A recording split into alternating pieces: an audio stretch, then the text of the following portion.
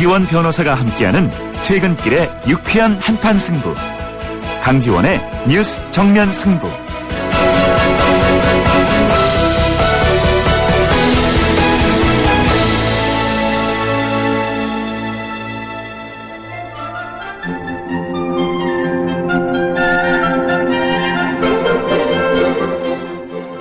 네, YTN FM 개국 6주년을 맞이해서 상암 이전을 축하드립니다. 하루 동안의 뉴스를 정리해서 시원하게 귀에 쏙쏙 잘 들리게 전해주시기 바랍니다. 안녕하세요. 퇴근길 차 안에서 강재원의 뉴스 정면 승부 듣고 있는데요. 스포츠 뉴스나 경제, 복지, 통일에 대해서 알기 쉽게 전해주시면 감사하겠습니다. 서민들의 사는 생생한 이야기와 민심의 소리를 더 가까이 듣고 전해주시면 좋겠습니다. 답답한 문제나 사건, 정치 등 핵심을 찌르는 촌천살인 같은 시원한 말씀 한번 부탁드립니다. 상암 이전과 함께 더 새로워지고 청취자들과 가깝게 소통하는 강지원의 뉴스 정면 승부가 되길 바랍니다. 네, 강지원의 뉴스 정면 승부 3부입니다. 오늘 3부는 YTN 라디오 개국 6주년과 상암시대를 맞이해서 시민 여러분들의 축하 메시지로 시작하였습니다. 축하해 주신 모든 분들께 감사의 말씀 드립니다. 말씀 주신 것처럼 항상 청취자 여러분과 함께하고 민심의 소리에 귀를 기울이는 그런 뉴스 정면 승부 되도록 하겠습니다. 그리고 오늘 뉴스 정면 승부에서는요, 큰 책임과 위험이 따르는 현장의 비정규직 채용 어떻게 생각하십니까? 라는 질문을 드렸었는데요. 많은 분들께서 의견을 보내주시고 계십니다. 8149님께서는요, 정규직과 비정규직으로 분리하는 것도 불합리하다고 생각하고요. 비정규직은 없어져야 해요. 라고 적어주셨습니다. 7748님께서는요, 오늘 근로자의 날인데, 정규직과 비정규직 근로자 모두 자신의 자리에 책임감을 가지고 일했으면 합니다. 그리고 회사들은 근로자 모두에게 같은 대우를 해줘서 논란의 여지를 만들지 말아야 합니다. 라고 적어주셨군요. 아직 의견 주시지 않으신 분들 휴대전화 우물정 0945번으로 의견 보내주시기 바랍니다. YTN 어플리케이션 예스로 듣고 계신 분들께서는 예스 게시판을 이용해 주셔도 됩니다. 네, 의견 주신 분들 중에서 한 분을 추첨을 해서 홍대 치코사라에서 제공하는 외식 상품권을 준비해 드리도록 하겠습니다. 3부 들어갑니다.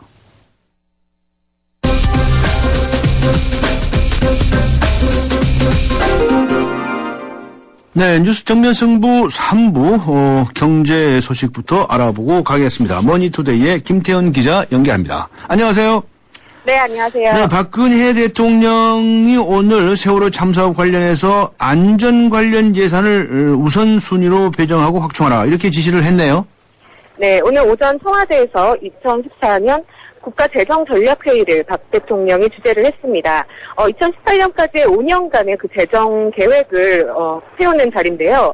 박 대통령은 이 자리에서 안전에 대한 국가치를 바꾸는데 예산을 우선순위로 배정하고 인력과 예산을 중점 지원하기 바란다고 강조했습니다. 네. 또 세월호와 관련해 예비비 집행이 어떻게 되고 있는지 확인하고 사실 없이 지원이 되도록 독려를 했습니다. 이와 함께 정부는 그 복지와 안전, 문화 관련에 대한 투자 비중을 늘리기로 했습니다. 세월호 참사와 같은 사회적 재난에 효과적으로 대응하고자 안전 시스템 전반을 개조하기로 했습니다. 반면 4대강 사업과 경제위기 극복 과정에서 일시적으로 늘어난 그 사회 간접 자본과 산업 분야는 점차 관련 예산을 줄이기로 했습니다. 정부는 이날 논의된 내용을 바탕으로 내년 예산안과 5년간 국가 재정 운용 계획을 9월 중에 마련할 계획입니다. 네. 그리고 독과점으로 운영이 되어 왔었죠. 그동안의 그 연안해운 사업. 네. 네, 이 연안해운 사업도 이제는 이제 경쟁 체제로 전환하겠다고요? 네, 그 세월호 사고의 그 운항사였던 청해진 해운이 인천과 제주 항로를 독점 운영하고 있었다는 것이 문제점으로 지적이 되기도 했었는데요. 네. 현재 국내 연안 99개 항로 중에서 85개가 독점 노선으로 운영되고 있습니다. 네. 해양수산부는 이렇게 그 독점 노선을 없애는 대책을 마련하기로 하고 현행 해운법 4조에서 기존 선박의 하루 평균 운송 수입 비율이 25%를 넘어야지 새로운 선사의 진입을 허용한 그런 기준을 운송 수입 비율을 낮춰서 신규 선사가 취항하기 쉽도록 경쟁을 유도하기로 했습니다. 또 이를 위해서 연료비 연동제와 주중 주말 요금 차별화 등 탄력적 요금제도 적용할 방침입니다. 네, 알겠습니다. 쇠고기 고기하고 돼지고기하고 수입 쇠고기 값이 지난해 같은 달보다 크게 오른 것으로 나타났네요. 네, 지난달 소비자 물가가 그 전년도 같은 기간보다 1.5%가 올랐습니다. 지난해 8월 이후 가장 높은 상승률입니다. 네. 농산물 가격 하락 등으로 물가는 전반적으로 안정세 1%대를 유지했지만 그 상승폭은 전반적으로 확대되고 있는 추세입니다. 생활물가지수는 3월과 변함이 없었지만 지난해 4월보다는 1%가 올랐습니다. 특히 돼지고기와 쇠치고기 값이 많이 올랐는데 각각 28%와 13%가 올랐고 우유와 달걀도 11.5% 올랐습니다. 반면 배추와 마늘 등의 가격은 큰 폭으로 떨어졌습니다. 네, 그리고 저 병원 갔을 때 내는 그 특진비 이야기인데요. 이 특진비가 오는 8월부터는 평균 35% 줄어드네요. 네, 환자가 병원이 지정한 10년 이상 전문의에게 진료를 받을 경우에 추가로 내는 진료비를 선택 진료비라고 하는데요. 예. 대형 병원의 경우 대부분의 의사가 선택 진료 의사여서 환자 부담을 가중시킨다는 지적을 받아왔습니다. 네. 이에 따라서 복지부는 8월부터 선택 진료비를 평균 35% 낮추기로 했습니다. 2016년까지 현재의 그 34% 수준으로 줄인다는 방침입니다. 네, 알겠습니다. 수고하셨습니다. 감사합니다. 네, 지금까지 머니투데이의 김태은 기자였습니다. 지금 시각은 7시 16분을 가리키고 있습니다. 이 시각 교통 상황 알아보죠. 김미란 캐스터입니다. 네, 뉴스 정면승부 교통정보입니다. 오늘 근로자의 날이라 평소 퇴근길보다는 도심이나 자동차 전용도로 흐름이 훨씬 수월한 편입니다. 현재 한강을 따라 강변문 올림픽대로 양 방면 모두 소통이 잘 되고 있는데요. 올림픽대로는 공항 쪽으로 한남대교에서 동작대교 사이만 서행입니다. 내부순환로는 성산동 쪽 이동 차량이 상대적으로 많은 상태인데요. 기름 램프부터 홍제 램프까지는 시속 30km 미만이고 반대 성수대교 방면 홍제 램프부터 정릉 터널 다시 기름 램프에서 각각 속도가 내려가 있습니다. 북부간선도로는 도심 쪽으로 구리시계 일대 속도가 조금은 내려가 있고요. 다시 묵동 나들목부터 하워골 램프까지 속도를 줄이고 있습니다. 도심 안쪽은 소공로 회원사거리부터 한국은행 앞까지는 양 방면이 정체 서행입니다. 압구정로 따라 교통량이 많은 상태인데요. 한양아파트 앞부터 압구정역까지는 양 방면이 정체입니다. 그밖에 선유로는 양평동에서 경인고속 입구 사거리까지 교통량이 많아 밀리고 있습니다. 뉴스 정면승부 교통정보였습니다.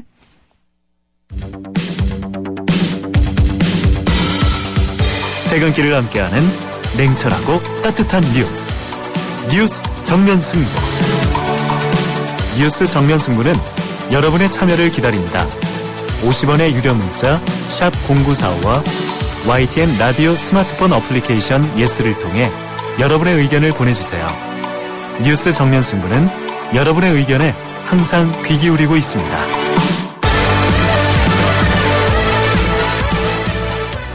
네, 세월호 참사로 전 세계적으로 애도 분위기가 이어지고 있습니다. 그런데 재해 피해로 많은 피해를 입었지만 복구나 대응 면에서는 아주 발빠른 조치들을 한 일본에서는 좀 반응이 좀 다른 것 같습니다. 도대체 한국의 사고 대응 시스템이 어떻길래 사고 결과가 이 정도인지 이해할 수 없다. 이런 이제 반응을 보이고 있다고 하죠. 일본의 사고 대응 시스템 수준 어느 정도인지 또 세월호에 대한 일본 현지의 반응 알아보겠습니다. 게이오 대학교의 이홍천 교수 연결합니다. 안녕하세요. 예, 안녕하세요. 먼저 현지에서 말이에요. 일본 현지에서 이번 세월호 사고 결과를 어떻게 접하고 있는지 어떻게 반응을 보이고 있는지부터 얘기해 주시겠습니까? 예, 일본은 지금 세월호 침몰 이후에요. 일반적인 뉴스뿐만이 아니라 정보 프로그램 등에서도요. 매일같이 빠지지 않고 우리 세월호 뉴스를 다루고 있습니다. 네. 그 인터넷에서도요. 네. 세월호 관련 뉴스가 가장 많이 액세스를 하는 뉴스 중에 하나이고요. 네. 그런데 반응이 좀 어떻습니까? 보도는 이렇게 하는데. 근데 초창기에는 그 세월호에 대해서 한 3가지 정도의 반응이 좀 있었던 것 같아요. 네. 첫 번째는, 왜 사고대책본부가 좀 이중으로 꾸려졌는지 굉장히 좀 이상하다. 네. 그리고 두 번째는 의외로 우리 해상 구조를 하는 모습을 보니까, 전혀 이렇게 훈련이 좀 안 돼 있었던 것 같다. 그리고 세 번째는 왜 대통령이 현장을 방문하느냐. 네. 2001년도에도 저기 후쿠시마 원전 폭발 사고 때요. 칸 수상이 현장을 방문한 것 때문에 현장의 구조 활동이 늦어져 가지고 상당히 비판을 받은 적이 있거든요. 네. 그래서 그런 부분에서 초등 대형이나 이런 부분에서는 좀 이상하지 않는가라는 그런 반응이 굉장히 많았던 것 같아요. 아, 그렇군요. 아, 어떻습니까? 만일 이런 사고가 일본에서 일어났더라고 한다면 어떻게 해요? 이런 사고가 일본에서 일어났다고 한다면 처리 결과가 좀 달랐을까요? 예, 아마 결과는 전혀 다른 결과가 나왔을 겁니다. 그렇게 생각하세요? 네. 네. 왜 그러냐면은 세월호가 침몰하는 게 그렇게 급하게 침몰한 것이 아니기 때문에요. 그러니까 이렇게 많은 사망자가 나올 수 없는 사고였다라는 게 일본에서 보는 시각이고요. 네. 그러니까 일본에서도 이런 정도의 피해가 있긴 있었는데요. 네. 그러니까 1955년도에 똑같이 페리 사고로 초등학교 학생 수학여행을 하는 학생들을 포함해가지고 168명이 사망한 사고가 있었습니다. 네. 근데 이 사고 때는 침몰하는데 걸린 시간이 7분밖에 없었거든요. 7분. 네. 예. 그러니까 도저히 7분의 시간에 이 사람들을 구할 수 없었던 어떤 그런 상황이 있었지만 네. 지금 같은 경우는 몇 시간의 그런 그 시간 여유가 있었음에도 이런 정도가 피해가 많이 났다라는 거는 일본에서는 좀 상식적으로는 좀 생각하기 힘든 사고가 아니었나 이렇게 보고 있습니다. 아, 그렇군요. 앞에도 말씀하셨지만 일본 그 언론에서는 이게 좀 잘 이해가 안 간다. 어떻게 한국의 수준이 이 정도인가? 뭐 이렇게 보고 있다는 거죠. 예, 그렇습니다. 일본 언론들이 의아하게 생각하는 것이 정말 한국이 이렇게 발전된 나라인데 네. 이렇게 발전된 나라에서 앞서간 나라에서 어떻게 이렇게 후진적인 형태가 나올 수 있는가 이런 부분에 대해서 상당히 충격을 받은 분들도 많이 있고요. 네. 이런 내용들이 인터넷에서는 상당히 부정적으로 다뤄지고 있는 부분도 사실입니다. 그렇군요. 그리고 또 한국 언론들이 지나치게 한국은 삼류라든지 네. 그다음에 뭐 이런 것이 정부냐라든지 이런 식의 부정적인 것보다 그런 식의 어떤 자학적인 보도를 하다 보니까 예. 오히려 그런 자학적인 보도가 일본 언론들이 일본에서 그 한국을 보는 그 부정적인 시각에 상당히 많은 영향을 좀 주고 있는 것 같아요. 네. 근데 기본적으로 여기 있는 신문이라든지 방송에서 나오는 뉴스들은 기본적으로 상황을 전달하고 그리고 한국에 대해서 그런 부분에 대해서 아픔에 대해서 이해를 하려고 하는 뭐 그런 부분들의 어떤 차이가 조금은 나오고 있는 것 같습니다. 네.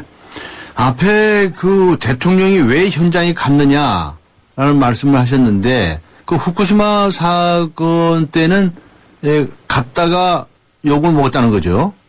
예, 그렇습니다. 네. 그러냐면 대통령께서 거기 가게 되면 예. 일단 모든 상황이나 이런 부분들이 대통령의 움직임에 대해서 맞춰져 있기 때문에 예. 그러니까 그 사고 현장의 부분에 집중적으로 구조를 할 수 없는 부분들이 있거든요. 네.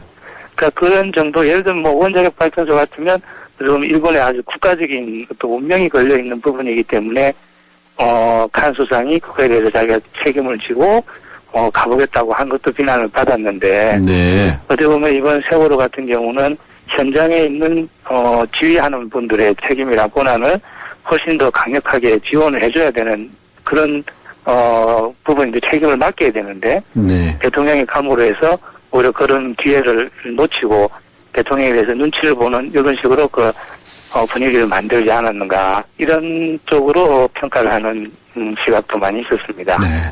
후쿠시마 원전 사고는 뭐 지금도 뭐 진행 중이다라고 얘기할 수 있을지 모르겠는데요. 일본 언론은 지금도 이렇게 지속적으로 다루고 있습니까? 예, 그렇죠. 후쿠시마 원자력 사고 같은 경우는 지금도 일본 언론의 주요한 관심에 있는 테마이고요. 예. 원전 피해뿐만이 아니라 피난민의 생활이라든지 그리고 재해를 당한 분들의 어떤 경험이라든지 그리고 복구 사항이라든지 뭐 이런 부분들도 많이 다루고 있습니다. 그리고 아마 후쿠시마 같은 경우는 아직도 사건이 언제 끝난다라는 그런 걸 예측할 수 없기 때문에 네. 일본 언론들도 후쿠시마 문제는 특이하게 지속적인 관심을 보이고 있는 그런 테마이기도 합니다. 그렇군요. 앞으로도 우리나라에서는 계속 관심을 가지고 해결책들을 찾아 나가야 되겠군요. 이번 일로만 예, 금방 그렇죠. 끝날 일이 아니로군요. 네. 예. 자, 그런데 이제 방금 말씀하신 것처럼 우리나라의 이 사고 대책 시스템이 정말 비판을 받아야 되고 혼도 좀 많이 나야 되는 건 사실인데 이것이 그 도를 넘어서 아주 무분별한 비난으로까지 확대될 소지도 있다. 이런 얘기들이 나오고 있습니다. 우리나라에서는. 일본에서의 시각으로 본다면 어떻게 말씀하시겠습니까? 예. 일본의 어떤 속담 중에 하나인데요. 네. 새해는 일만 하면 찾아온다. 이런 속담이 있습니다. 예. 예, 이건 뭐냐 그러면, 늘 언제 오더라도 그에 관계없이 늘 준비하지 않으면, 반드시 그 피해가 왔을 때, 피해가 왔을 때 그거에 대해서 대응하지 못한다라는, 그런 어떤 경고의 어떤 속담인데요. 네. 물론 지금 현재 그 한국의 어떤 사고나 이런 부분들이 누가 책임을 져야 되는지 이런 것들을 비난을 하는 것도 굉장히 필요하지만, 그렇다고 해서 비난을 한다고 해서 이미 벌어진 일이 바꿔지는 것이 아니기 때문에, 지금 같은 경우는 누구를 비난하고 어떤 그 책임을 지우는데 시간을 보내기보다도 다들 지금 지혜를 모아서 어떻게 하면 하루라도 더 구조 활동을 빨리 끝내는데 그 지혜를 모으는 이런 부분들이 더 중요한 것이 아닌가. 그리고 책임을 묻고 벌을 내리는 것은 그 다음에도 충분히 할 수가 있거든요. 그러니까 그런 것보다는 오히려 지금 안고 있는 그런 어떤 슬픔이라든지 이런 부분들을 우리가 구조하고 복구 작업하는 그런 쪽에 힘을 합치도록 하는 게 어떻게 보면 재해에 대응하는 중요한 요소가 아닌가 이렇게 생각을 하고 있습니다. 아마 일본에서도 지금 3.11 동일본 지진을 경험하면서요. 그분들의 어떤 그 피해라든지 그분들의 그런 부분들을 어떻게 해서 복구라든지 그다음에 부흥이라든지 이런 쪽으로 전환시켜 나갈까 이런 데에 대한 노력들을 상당히 많이 지금 하고 있습니다. 네. 일본에서 해상 사고가 났을 때는 구조율이 98%다. 이런 이제 얘기까지 나오고 있는데 일본의 이 저 해안 대응 시스템의 수준은 정말 그렇게 잘 되어 있습니까? 예, 일본이 해양 시스템이 잘 되어 있는 건 사실입니다. 그런데 일본이 상당히 해양 사고가 많이 나는 국가이거든요. 네, 사면이 바다니까요. 섬나라니까요. 그래서 2011년도에 해상보안청의 어떤 데이터를 보면요, 1,523건의 사고가 났는데요. 그 중에서 사망하고 행방불명이 63명 정도에 불과합니다. 한 건당으로 보면 굉장히 숫자가 이제 적은 숫자이기도 한데요. 근데 이렇게 이 사람들의 일본의 대응 시스템 수준이 높은 거는 끊임없이 그거에 대해서 준비하고 훈련하고 대응하고 있다라는 그 현실적인 그런 부분들이 있기 때문에 그게 가능한 거거든요. 네. 그렇군요. 그러니까 계속해서 그걸 준비하고 훈련하고 있는 결과의 부분이 이런 구조력의 부분으로 나타난 게 아닌가 싶습니다. 네. 우리나라에서 해양 사고가 났을 때 신고하는 번호가 122랍니다. 122. 일본은 118입니까? 네, 그렇습니다. 일본 118입니다. 우리는 대개 119나 112만 잘 알고 있는데 우리나라에서는 그 일본 사람들은 118 다 잘 알고 있어요? 꼭 그렇지는 않은 것 같습니다. 118이 2000년도에 생겨난 번호인데요. 2000년도에? 예. 근데 중요한 거는, 이 118번이라는 게, 선박 전화로 전화를 하는 경우도 있고요. 일반 전화로도 전화를 하는 경우가 있는데, 그러니까 선박 전화를 하는 거는 이제 각 그 배에서 사용하는 특수한 전화죠. 근데 선박 전화로 118을 신고를 하게 되면, 바로 해상보안청의 메인 컨트롤 센터로 바로 연결을 하게 됩니다. 그러니까 선박에서 구조 요청을 하게 되면 굉장히 적극적으로 대응을 할 수 있는 시스템이 만들어져 있는 거죠. 그래서 그런 부분에서 이런 118이라는 부분이 선박에서 이용할 수 있는 부분들로도 많이 이용을 하고 있고요. 그리고 각 그 기본적인 부분은 어떤 개인이 당하는 선박 사고보다는 어업을 통해서 어부들이 그 겪는 그런 사고도 굉장히 많기 때문에 그러니까 그런 부분들을 충분히 대응하기 위해서 그런 시스템들을 만들어 놓은 것 같습니다. 네. 이런 그 재난을 예방하기 위해서는 사전에 훈련도 많이 하고 연습도 많이 해야 한다는 얘기가 많이 나옵니다. 일본 사람들은 그렇게 훈련이나 연습을 많이 합니까? 예, 물론 많이 하고 있죠. 많이 해요?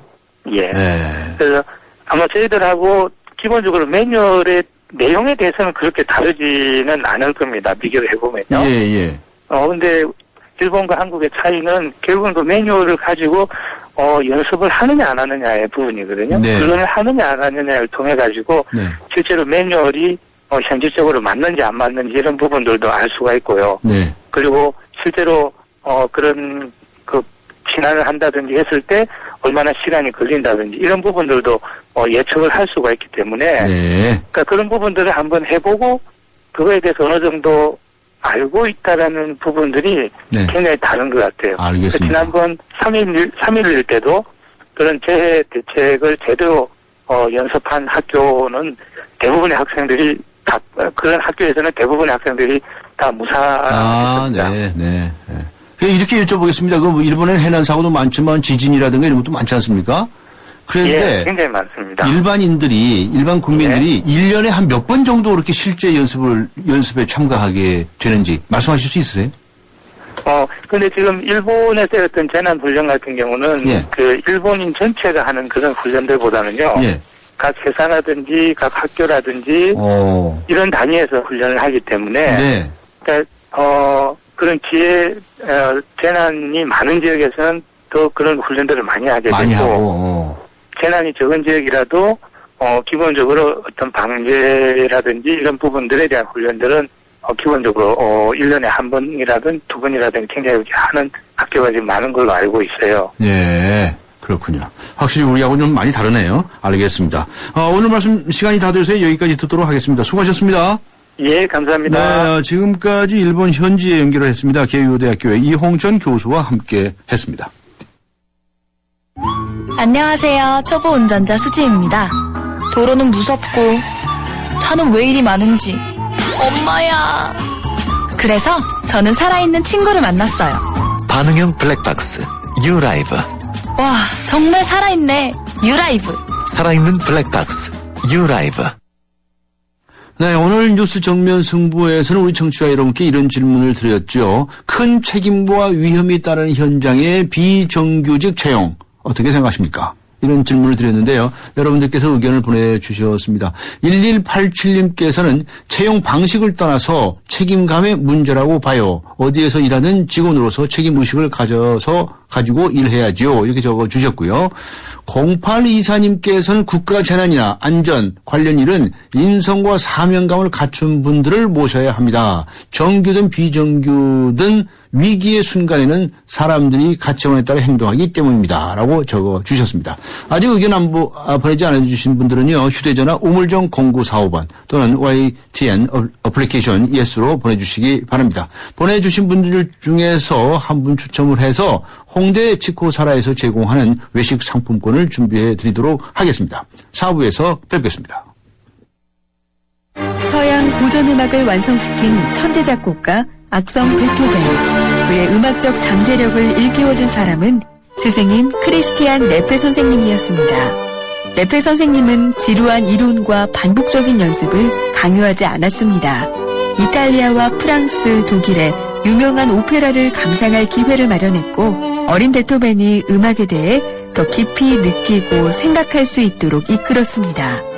가르치는 것이 아니라 깨우치는 교육, 아이들의 잠재력을 활짝 꽃피우는 우리 교육의 희망입니다. 이 캠페인은 I am the key, 눈높이 대교와 함께합니다. 김대리, 그 자네 아버님 입원하셨다면서? 네. 요즘 아내가 병원에서 아버님 돌보느라 힘들어해요. 아니, 이 사람이 아직도 포괄간호 서비스를 모르나?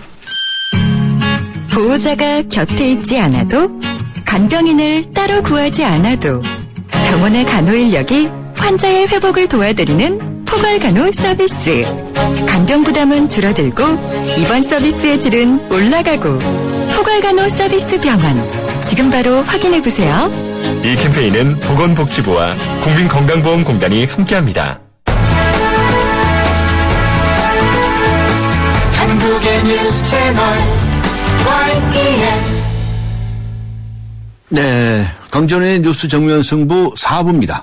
오늘 4부에서는 우리 청취자 여러분들께 특별히 힘이 되는 메시지를 전달하기 위한 희망 인터뷰 시간 마련했습니다. 세월호 사고로 어른들에 대한 신뢰를 잃고 멍들어버린 아이들의 마음을 치유할 수 있는 길은 무엇일까를 생각해 봅니다. 서울대학교 소아정신과의 조수철 교수 연결합니다. 4부 들어갑니다. 한때 보리 하나로 콜라와 싸워 전설이 되신 분이 계셨지. 국내 최초 보리 탄산 음료로 콜라의 아성을 흔들었던 맥콜. 다 전설을 맛보리 맥콜.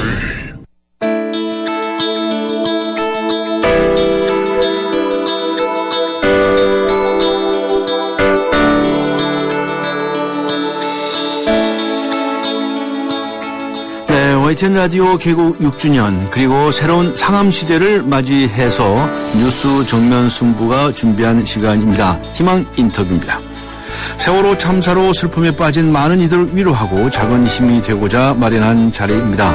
오늘 희망 인터뷰 초대 손님은 우리 어린이들과 청소년들의 마음에 관한 한국 최고의 석학이시죠. 서울대학교 소아정신과의 조수철 교수 초대했습니다. 안녕하세요. 네, 안녕하세요. 네, 건강하시죠? 네. 네네. 자, 그런데 요즘 많이들 침울합니다. 조 교수님도 네네. 마찬가지시겠죠? 네네. 이 세월호 참사로 지금 온 국민이 마음이 우울하고요. 피해자 분들 또 피해자 가족분들은 얼마나 상처가 크겠습니까? 어떤 말씀을 주시겠습니까? 글쎄요, 그래서 뭐 특별한 말씀이 있을까 싶습니다. 예. 단지 뭐 애도를 드리고 또 피해자뿐만 아니라 온 국민이 피해자가 아닌가 싶습니다. 네. 그리고 또 아직까지도 거두지 못한 시신들이 많이 남아 있는데 네. 빨리 그 정리가 되기를 바라고 또 온 국민들과 함께 애도의 뜻을 표한다는 말씀을 드리고 싶습니다. 네. 우리 조수철 교수님께서는 이제 정신과 의사이시고 특히 이제 네네. 소아 청소년들에 관해서 이제 연구를 많이 하신 분이고 치료도 많이 하셨을 텐데요. 네네. 자, 이런 재해를 맞이하고 나면 몸에 생기는 이런 상처보다도 이 심리적인 상처, 그렇죠. 마음에 네네. 남는 상처가 이게 아주 오래 간다는 거 아니겠습니까? 네네. 우선 말이죠. 네. 이 같이 수학여행을 갔다가 살아남은 예. 그런 우리 청소년들이 있습니다. 네네네. 이 청소년들은 오늘이죠? 어제죠? 단체로 그렇죠. 병원에서 예. 퇴원을 해서 이 문상 예. 빈소에 찾아갔대요. 맞습니다. 네, 저도 봤습니다. 네. 상처를 많이 받지 않았겠습니까? 네, 뭐 아주 많이 받았겠죠. 예. 특히 지금 같이 나이가 고등학교 2학년 이랬으니까. 네. 뭐 발달학적으로도 되게 이제 부모를 떠나서 친구를 찾는 이런 나이 아닙니까? 네. 대인 관계에서 친구 관계가 제일 중요한 그런 시기인데 늘 같이 하던 친구들이 어느 날 갑자기 없어져 버렸으니까 여러 가지 상처를 많이 받았을 것 같아요. 죄책감 같은 걸 느낄 수도 있었을 테고 네. 또 평소에 무언가 잘못한 말이나 행동을 잘못한 거에 대한 죄책감 네. 그런 게 이제 과도하게 나타나지 않을까 하는 이런 걱정도 좀 있고요. 네. 우울한 이런 아이들, 불안한 네. 청소년들, 이런 게 계속 문제가 좀 되지 않을까 싶습니다. 네. 지금 입원 치료를 해서 일단 퇴원을 했다고 하는데 앞으로 네네. 계속 관심을 가지고 또 필요하다면 도움을 받고 그래야 되겠죠? 네, 청소년의 상태에 따라 가지고 예. 정도의 차이는 또 꽤 많이 있으리라고 생각을 해요. 어떤 네. 그 상처를 받더라도 충격을 받더라도 거기에 대해서 대처할 수 있는 능력은 또 개인에 따라서 다 다른 거 아니겠습니까? 사람마다 그렇죠? 또 다 다르죠. 예. 네네. 그래서 그런 대로 또 그런 충격에서 비교적 쉽게 벗어날 수 있는 청소년도 있을 테고 네. 또 지속적으로 그런 어떤 상처로 작용을 해서 여러 가지 기능에 네. 장애가 있는 이런 청소년도 있을 것 같아요. 그래서 그런 걸 잘 관찰을 해가지고 기능적인 면, 우울한 감, 또 죄책감 네. 이런 게 이제 심한 경우에는 네. 또 태어난 후에도 일정 기간 정기적으로 만나서 상담도 하고 심리 치료를 받아야 될 것 같습니다. 그렇군요. 그런데 네네. 이제 주변에 있는 다른 친구들이라거나 또는 뭐 가족이거나 이런 이들이 우리 이런 청소년들, 생존 청소년들을 좀 더 많이 이해하고 이렇게 대할 때도 여러 가지 조심하거나 또는 힘이 되는 그런 접촉을 해야 되지 않겠습니까? 그렇죠. 어떻게 대해 주는 것이 일단은 뭐 청소년들이 처해 있는 그 상황에 대해서 공감을 좀 해주는 공감을 해줘라. 예. 그렇죠. 예. 뭐 어떤 경우든지 자기하고 감정을 같이 나누는 사람이 있다고 그러면은 상당한 위안이 될 수가 있을 테니까요. 그런 게 있고 또 지나친 죄책감은 느끼지 않도록 도와주는 이런 것도 중요할 것 같습니다. 그리고 또 뭐 우리 청소년들 내부에는 우리 국민들도 그런데 저는 뭐 일반적으로 저희 국민이나 우리 청소년들에 대해서 상당히 좀 긍정적인 생각을 가지고 있는데요. 그런 어떤 충격을 받더라도 자체 내에서 스스로 치유할 수 있는 그런 잠재적인 능력이 상당히 있지 않나 싶어요. 그래서 가능하면 애도하는 시간도 갖지만 또 자기의 일상으로 돌아와서 자기가 해야 될 일에 빨리 복귀하는 이런 노력도 많이 필요하지 않을까 싶습니다. 알겠습니다. 저는 뭐 청소년 문제를 연구해온 사람으로서 정말 우리 사랑하는 청소년들이 이런 일을 당했다는 것에 대해서 좀 말할 수 없는 죄책감을 제 자신도 느낍니다. 맞습니다. 마찬가지입니다. 그런데 우리 이 청소년들에게 한 말씀 해주세요. 물론 치료를 받는 친구들도 있구나 하겠지만 어떻게 마음을 먹어서 스스로가 이겨낼 수 있도록 그 잠재 능력을 발휘할 수 일단은 있을까? 이제 일단은 이제 수용을 하는 수밖에 없을 것 같아요. 수용하는 자세. 일단은 없어진 친구들에 대해서 자기하고 헤어진 거에 대한 걸 수용을 하고 그 다음에 이제 앞으로 이런 일이 다시 일어나지 않기 위해서는 청소년으로서 자기가 어떤 각오가 필요한가, 어떻게 하면 이런 게 다시 반복되지 않을 수 있을까, 이런 걸 확고하게 만약에 확립해 나갈 수 있다면은, 뭐 죽은 친구들에 대한 어떤 보상이나 이런 건 할 수 있는 방법도 있지 않을까 싶습니다. 이 세상을 떠난 이들에 대한 도리도 할지 모르죠. 특히 그 가족분들이 역할이 중요하지 않습니까? 근데 그 동시에 또 이 가족분들도 상처를 워낙에 많이 입으십니다. 엄청나게 받으셨을 거로 생각을 합니다. 그래서 가족들도 이제 이런 충격적인 일을 받고 나면은 이제 여러 가지 과정이 있지 않겠어요? 처음에는 아주 엄청난 충격이겠죠. 그죠? 충격이고.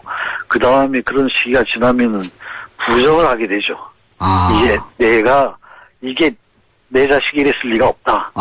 나만 이렇게 했을 리가 없다. 그러니까 자기가 겪은 일을, 부정을 하게 되죠. 받아들이기 어려운 거죠. 그죠? 그때는 이제 부정이라는 그런 심리적인 반응이 나타나고, 그게 지나면 이제 화가 나죠. 분노. 분노가 나죠. 도대체 어떻게 됐길래 이런 일이 일어났는가. 그 분노는 이제 바깥으로 향하는 거 아니겠어요. 그죠?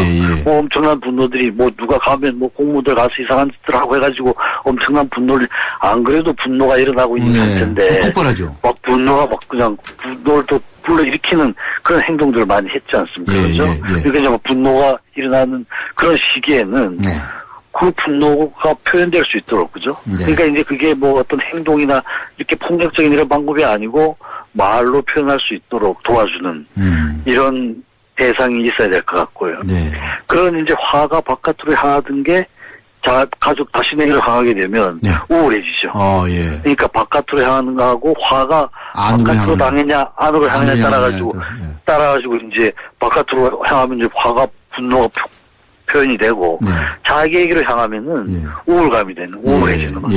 그러면 우울한 상태가 됐다가 또 그게 지나면은 수용하게 되죠. 수용하게 되고 현실에 입각해서 이제 대처할 수 있는 이런 이제 과정이 되니까 이게 일반적으로 겪는 과정이거든요. 그러니까 이제 가족들이 지금 어떤 상태에 있는지 이런 단계도 과정은 일정하지만 시기는 또 다르지 않겠어요. 그죠? 사람마다 다 다르겠죠. 있으니까 어떤 시기에 있는지를 우선 곁에 있는 사람들이 파악을 하고 그 시기에 따라서 좀 대처를 해주고 공감을 해주고 현실적인 면에서 대처할 수 있는 방법을 또 같이 상의의 대상이 되고 이렇게 해서 해야 될 것 같습니다. 그러니까 이제 이런 경우는 대개는 이제 아마 지금 상태에서는 저희 소아정신과 학회에서 팀이 짜가지고 많이들 내려가셨거든요. 네네. 내려가셔가지고 정신의학 하시는 분께서 예.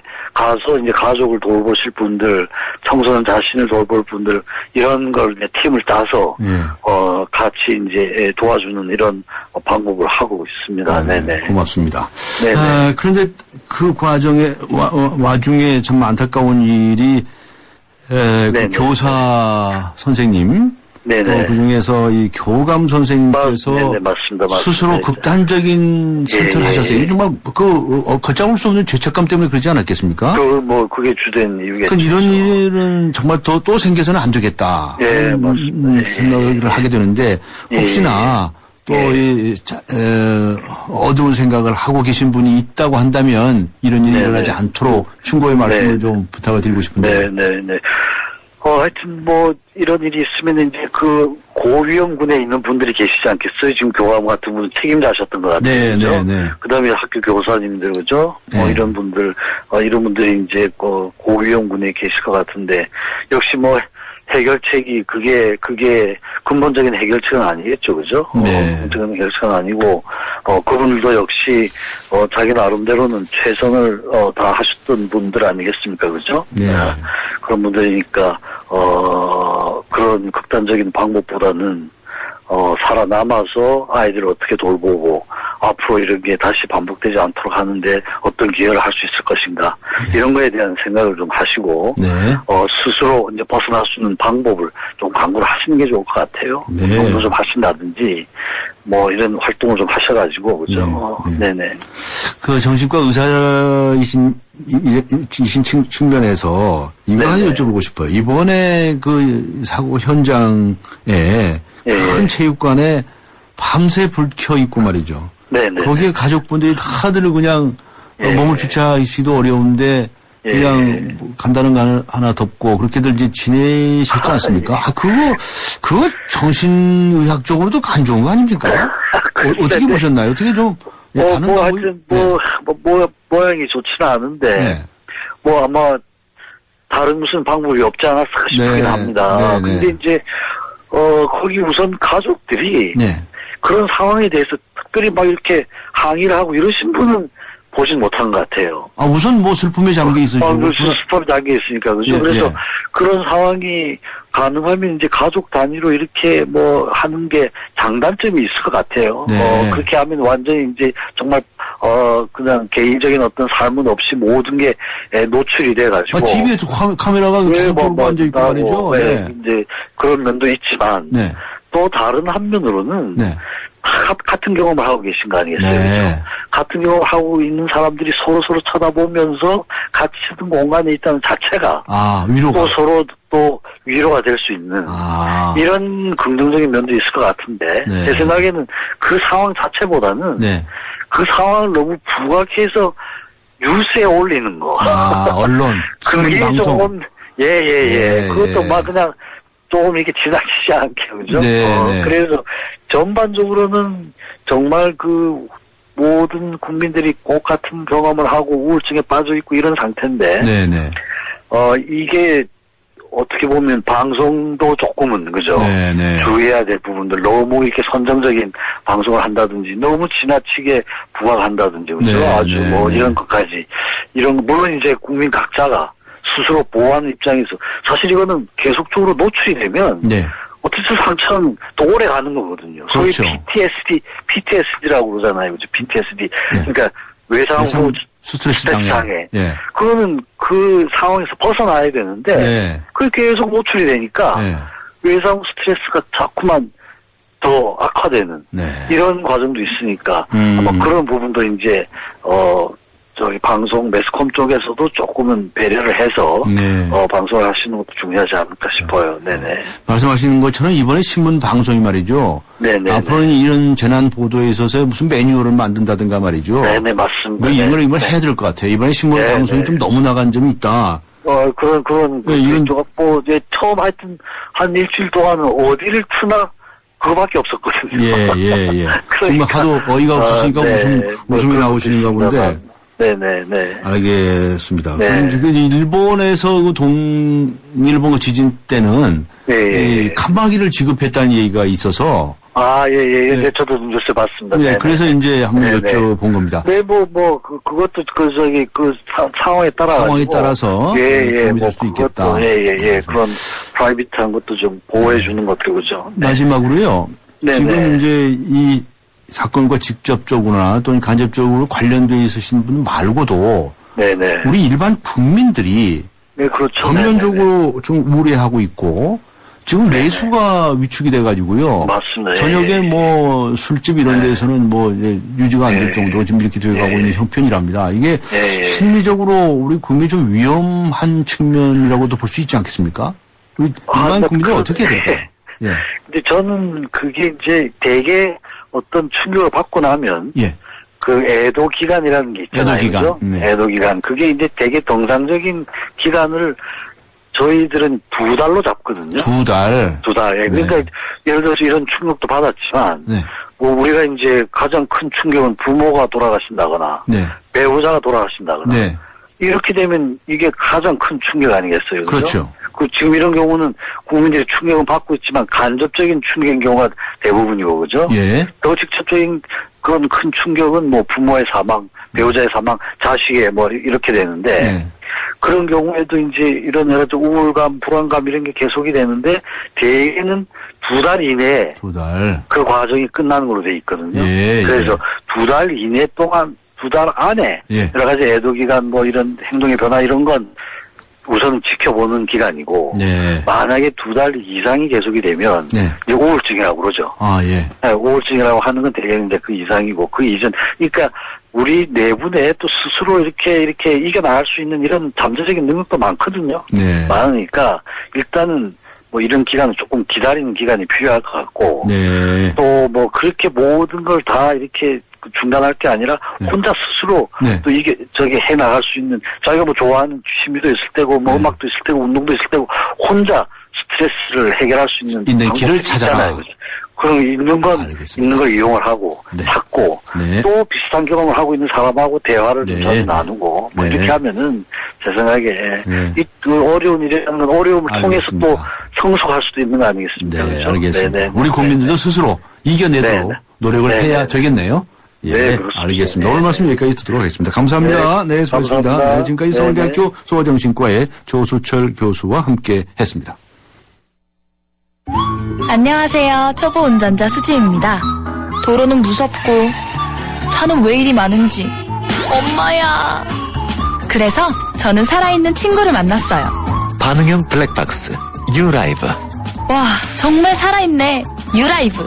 살아있는 블랙박스 유라이브.